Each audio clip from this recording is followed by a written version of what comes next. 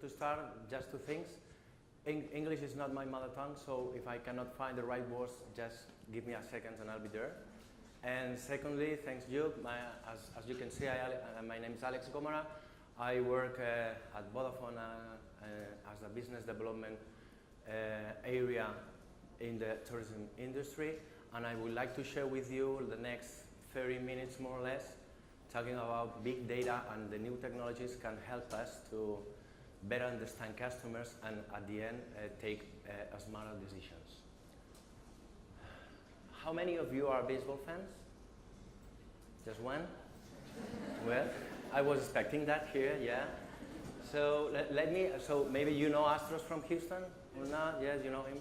Well, for the rest of the audience, Astros from Houston, it's been the worst team in baseball history since the last 40 years. Actually, you can see here on the left-hand side from Sports Illustrated, a well-known sports magazine in the United States. That cover is from 2014.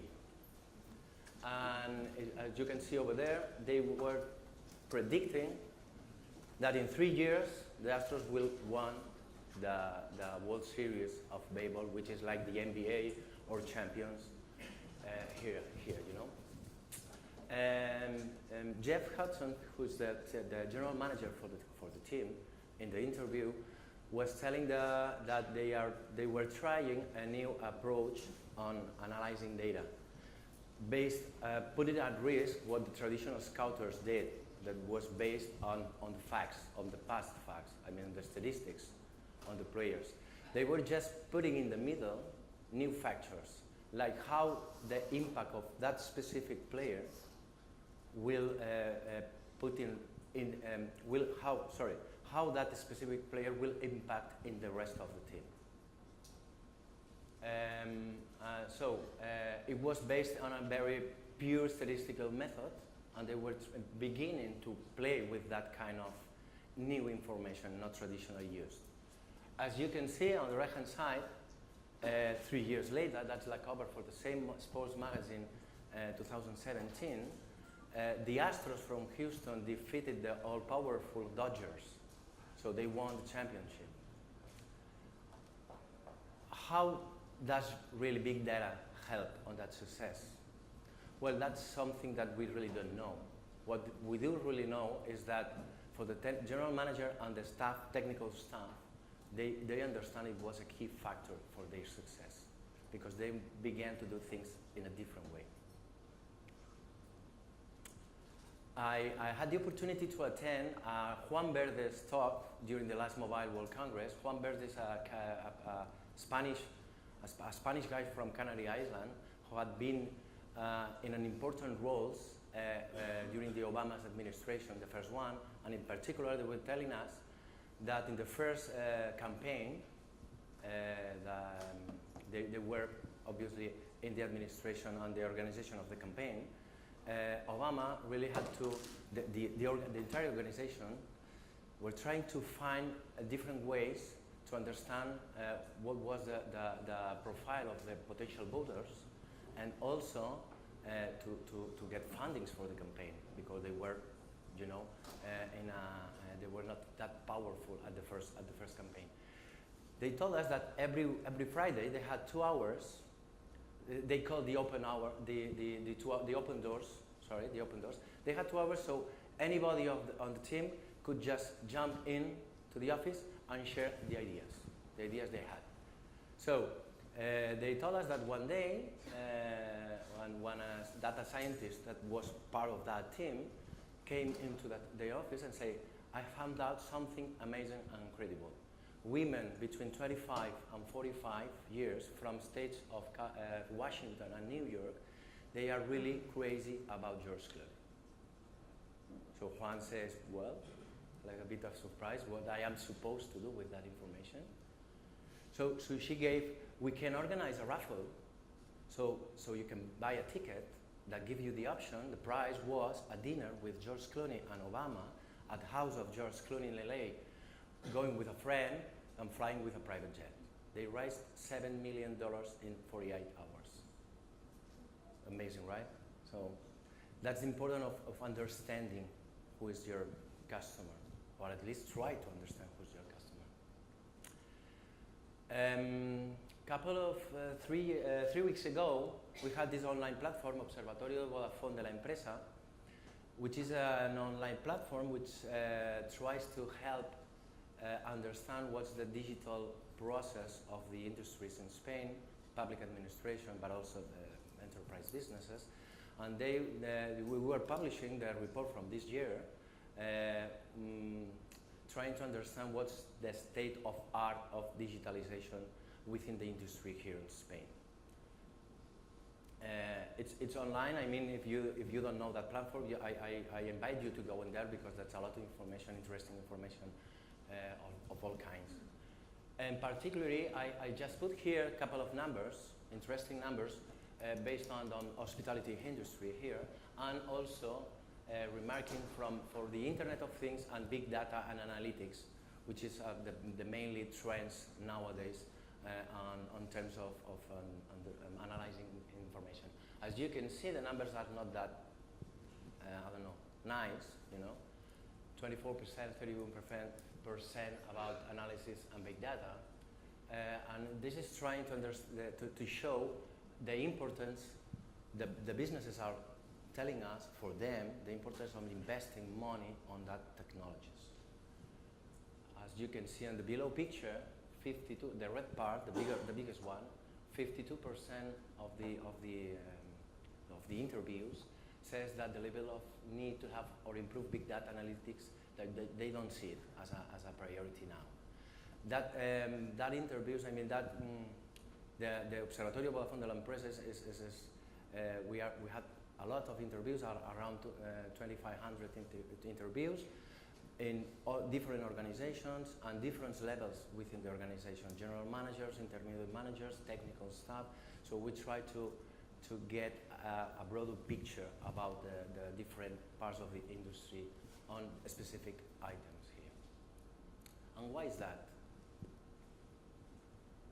Why the industry is not seeing analytics, big data analytics, IoT projects as a priority? Basically, we understand that's for these three reasons. They don't really understand how these analytics of big data will benefit their industries. They don't really understand the value of this data. Also, there's another thing that's, when talking about big data projects, IoT projects, everybody thinks that's expensive, that we have to invest a lot on that. And the third thing is that we don't really have a specific knowledge within the teams. So they understand they are not gonna success carrying out these kind of projects.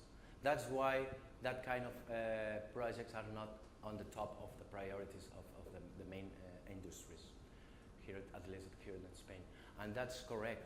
I mean, it's not easy. But it's not only for the biggest one, for the early adopters one, the big ones. It's also an opportunity, a big opportunity for the smaller ones. But we need to know how to put all the things together so the car can run. So we need to have something, some knowledge, that's why it's an opportunity. But we have to understand how to do it. There's a sentence popular now that it says that the data like the new oil, you know, but oil, if not properly refined, it is toxic. It's nothing, you can do nothing with oil. So for the data as well. Let me just stop for a second here. We've been heard in this morning and yesterday's presentations talking about customer journey here in the hospitality industry.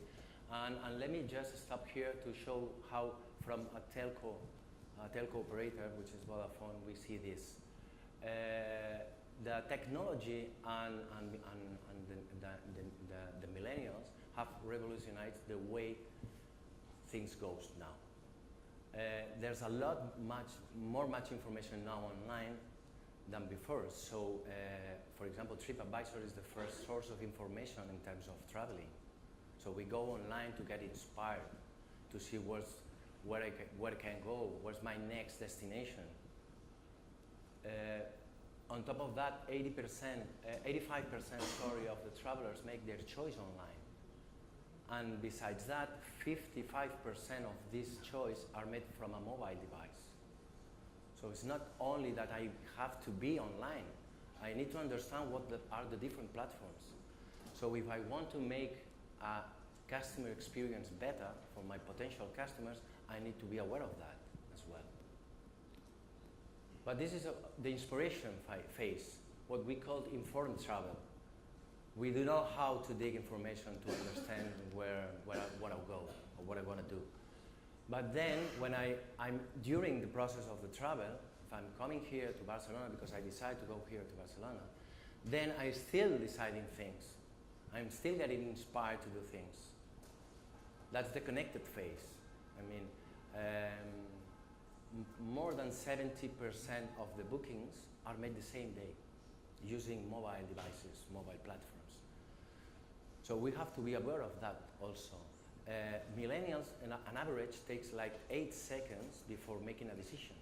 And not only that, they consume like 10.2 sources of information as well. So it's like, this. So we have to be aware of that as well. We need to understand what are the key messages just to get them with us. And at the end, the after travel obviously is not when I come home again. The travel is not finished because I want a good contact with the people I met when I was traveling to Bali, for example. I keep posting photos on Instagram from my summer trip, you know. So we are using internet to do all this. So it keeps, and internet has these logs on that. The information is there.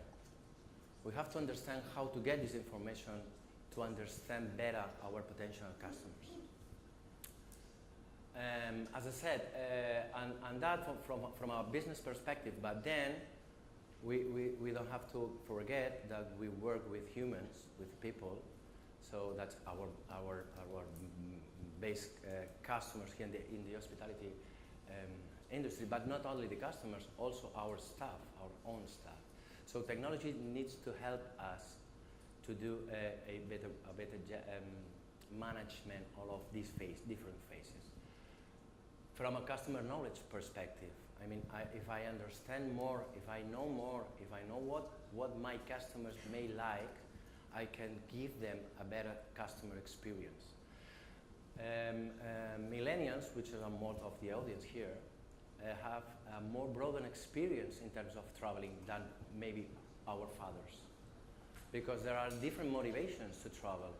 In fact, at early ages, around 5 years old, 54% of the millennials have done some abroad trip.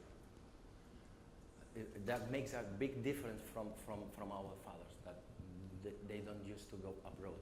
So they have a background traveling on their backs. So the motivations in order to travel are completely different. Now it's gastronomic motivations, maybe sports motivations. I want to go somewhere, but because I like to Spurs. Also, in terms of, how say that in Spanish? No me sale la palabra. Bueno, da igual. In terms of collaboration, you know. So that is the type of customers we want to get with us. So as much, if we know them better, then we probably can have a better experience with them. And then will make us aware and possible to create experiences, not just selling the travel, you go there and that's it. No. The thing is that to create a whole experience on the traveling process. And on top of that, then I like to talk about efficiencies. If we do know better how we do the things, if our customer is getting that things, how are they getting my services? Are they happy? Are they not happy? I will be able to try to do things in a different way, in terms of efficiency, but not only in terms of energy, but also in terms of doing things in another different way. We have different technologies that will help us to get all this information. For example, IoT. IoT Well, actually, I don't know.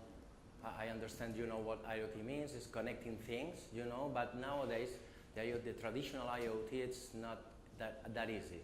That's why in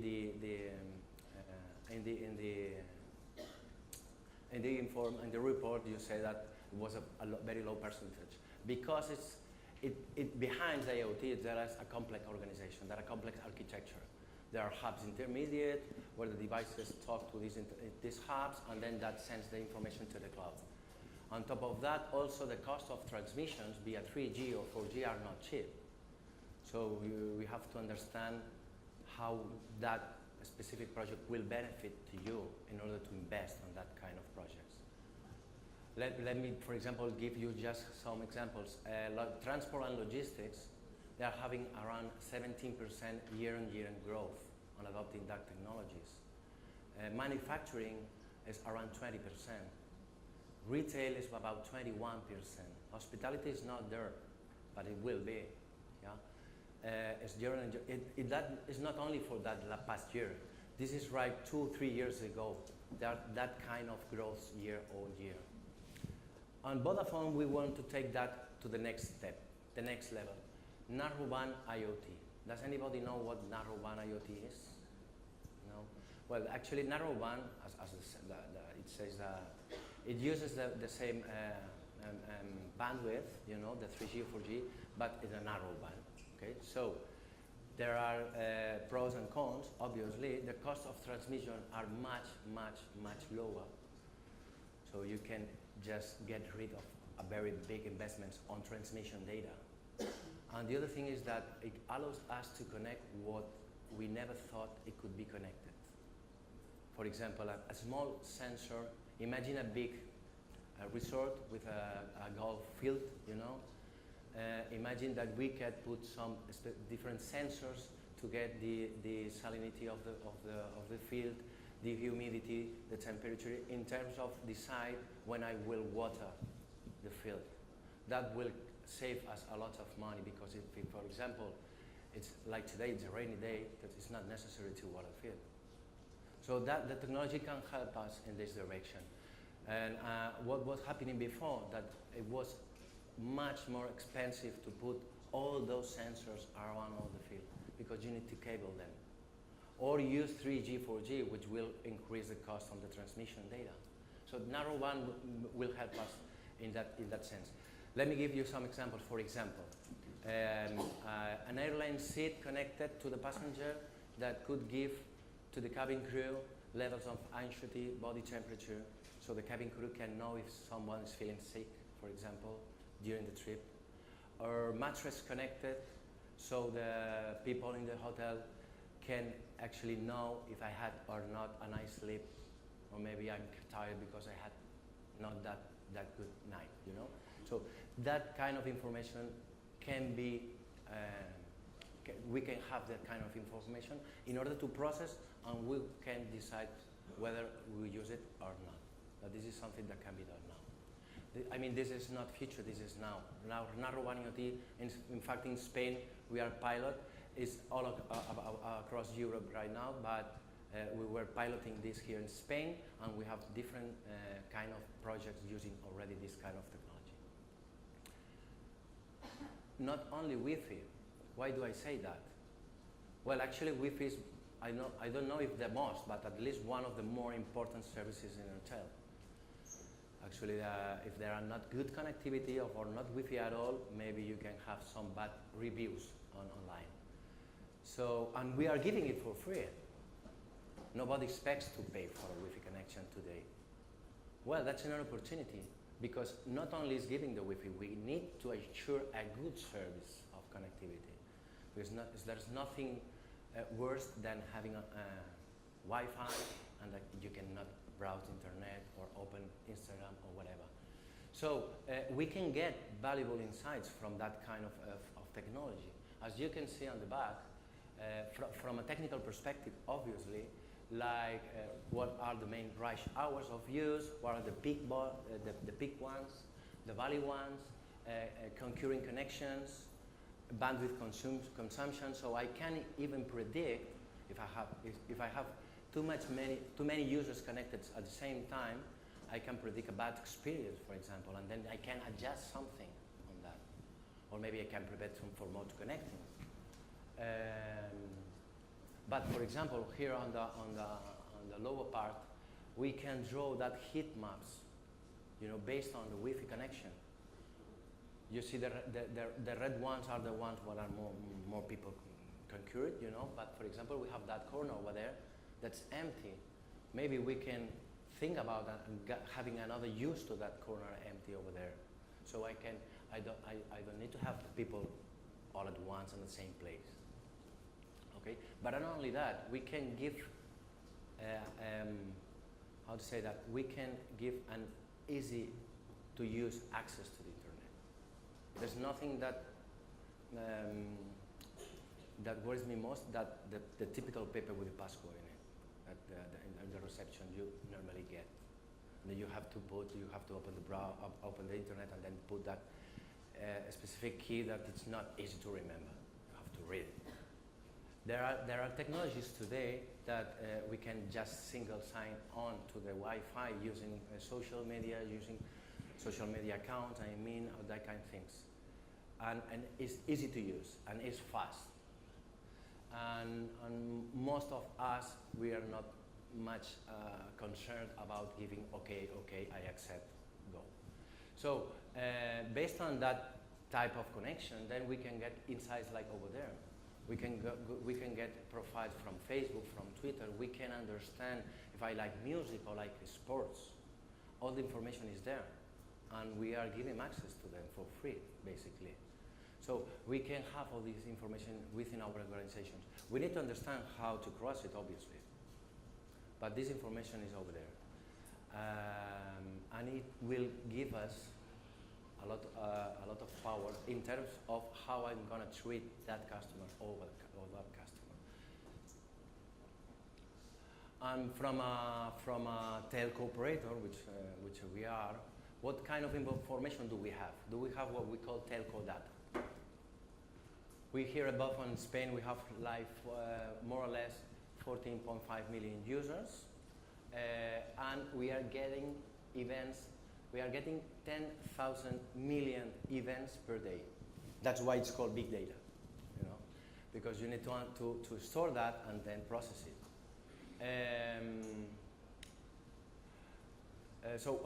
And where did these events come from?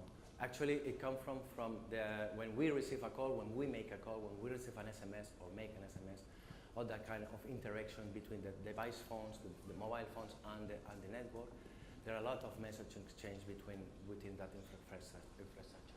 And not only that, exchange of messages are made on a base station, and we do know where that base station are. So actually, those events are geolocalized. So we understand what's going on here or there. And we are working on that kind of analysis about our information. And recently, the last mobile, back in February or March, don't remember, we launched Vodafone Analytics, which is easy and intuitive solution, software-based solution, where no data scientists are required. So more or less, we try to solve that problem what we saw at the early stages about not having properly skilled people, staff within the organizations. We have them, and we work with the data just for you to get the insights already done. It's available from the very first day. It's very visual. You are going to see it in a while. I have a demo I want to show you. And one important thing, all the information that we are gathering needs to be aggregated and anonymized. This is very important because we cannot allow that we could understand what am I doing, for example, a person is doing, or where is he based. So that's an important thing today. Our approach is more or less that, try to democratize the access of data, not only for the big companies or public administrations, also for the smaller ones, okay? And always, as I said before, using anonymized data. And I'm just gonna stay here for a moment because this is important. Here's where the magic happens. So, as you see, there are like three different stages. The first one is the one we're already talking. We need to collect the data and store that data. The storage part is important because as much data we have, we could make comparisons. So we can understand what was going on summer in July last year and compare it with what's going on next summer in Barcelona, so we can make patterns. That part is important. Then, obviously, all this information needs to be treated. We have our big data analysis, big data scientist team in Vodafone here in Spain, they based in Madrid, which are running all these algorithms on top of that information in terms of aggregate the data, anonymize the data, and then extrapolate it just to 100% population, and give the specific insights valuable for the business. And the third, the last but not the least, is which we jointly develop Vodafone Analytics with Carto. Carto is our partner. That they do the graphical the graphical part. So the information we can consume the information in an easy way, understandable way, not necessary to have specific skills to understand the information. We are working on different models. Obviously, we can approach ad hoc projects, obviously, but we want to try in terms of democratize the use of data. We want to do a pre-packaged solutions. For example, in terms of events, what happens in Barcelona during the Mobile World Congress, for example, or in Semana Santa in Seville, for example, how much people is coming from outside, are they staying or not staying, how are they moving in the city, okay? In terms of mobility for public administration, understand also the patterns of mobility within the city. Are the people getting the bike to go from home, to the work, or are they going by car, or how many people am I getting to the city going by car from outside? Maybe if I understand that kind of patterns, I can probably decide some specific policies about traffic congestion and that kind of things. Tourism, I'm going to talk about that in the next slide, and retail also. Retail is a good example because, for example, if I want to open a new store and I have my target, because my target, for example, based on what I sell is from 25 to 35, then I would like to know where are my targets. Maybe it's not there, it's the next quarter, the next block. In terms of tourism and mobility, as I said, try to understand how the public services work in order to adapt the services to what the people needs. Okay, optimization, reduce traffic jams, traffic congestion, big events planning. That in the big cities like Barcelona is quite important to understand how. So understand what are they coming from, are they staying on the city or not, just in order to not get specific areas too much congested. In terms of tourism, also what are my key points where everybody goes, understand how are they getting that specific places, and try to mix that needs with the needs of the citizens, so we don't have a problem with that. So and finally, before going to the demo, I want to show you again a special mention to our partner, because we jointly built Vodafone Analytics. It's been very fun and challenging within Vodafone, because Carto, they think they still are a startup. They used to be a startup. They are not anymore because they grew up, but they still maintain the culture of a startup, which was somebody blocking with Vodafone. It's a big elephant. It's not easy to do things internally. But in terms of building Vodafone Analytics, we need to adapt to that solution in order to have a good solution out to the market as much quickly as possible. So I'm going to jump. There's like a minute and a half more or less video. I'm going to explain you what we are going to see here. This is already on the market. So We are going to see Barcelona area divided by neighborhoods, as you will see here. We are actually seeing the affluence number of visitors in a specific period of time. We can, for example, we can have summarized the information on the left-hand side. So we can see where are they coming from these different municipalities, provinces, different neighborhoods. Also type of visitors we had in the city for that period of time. We can also play with here within the right-hand side, with filters to try, for example, I can open up this filter here. I can see by gender, by range of age, or by type of visitors. If I click, for example, in international tourists, and I'm focused on the morning, what we can see is that most of them are the harbor, because the big cruises get the harbor, so it's logical to be over there. And then if I move to the rest of the day, obviously they are in all parts of the city, especially in the city center. If I click on one of them, for example, like Champlain in that case, then I can have a view about where are the people who was on Lake Champlain that specific period of time, where they come from. They come from Hospitalet, from Badalona, which is something normal because most of the people live outside the city, but it comes here in order to work. I don't know if you saw, but Girona was also a very big place because as soon as we have the AVE, to go from Barcelona to Girona, I think it took like 20 minutes or 25 minutes. So most of the people is coming to Barcelona to work, but then they get back to the regions. Well, that's all about I wanted to talk with you. As you saw, big data, IoT, a special treatment of this information is a great opportunity for a different kind of businesses. In terms of hospitality, it will help us to better understand our customers and try to adjust our services to be more like they want it. So before finishing, I just want to leave you with a final video, which is more or less how we see the future of tourism in Vodafone. ¿Cómo imaginas el futuro? ¿Un mundo donde puedes visitar París y Hawái el mismo día? ¿Donde la cama de tu hotel detecta cómo has descansado? ¿Donde robots mayordomo te cuidan en tus vacaciones?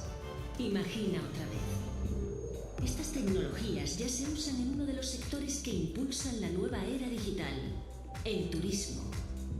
La revolución tecnológica ha permitido al viajero tomar el mando. El smartphone se ha convertido en su asistente personal. Siempre conectado, desde él puede estar informado, planificar sus vacaciones, vivir experiencias diferenciadas y compartirlas. Es una herramienta que le proporciona una flexibilidad inimaginable. La tecnología permite al viajero ir un paso por delante. Demanda servicios instantáneos, atención personalizada, experiencias únicas. Él marca las tendencias. Para seguir su ritmo, las empresas deben adaptarse a la era digital. Han de conocer los gustos del nuevo turista, sorprenderle y anticiparse a sus necesidades. La tecnología es el vehículo. Combinar innovación y calidad en el servicio con eficiencia en la gestión de recursos es clave. La realidad virtual y aumentada son dos tecnologías que impactan y marcan la diferencia, mientras que el Big Data es una valiosa herramienta para predecir preferencias. Afrontar la revolución digital es un reto y necesitas un partner que te acompañe, alguien a quien le apasione la innovación y camine a tu lado hacia el futuro.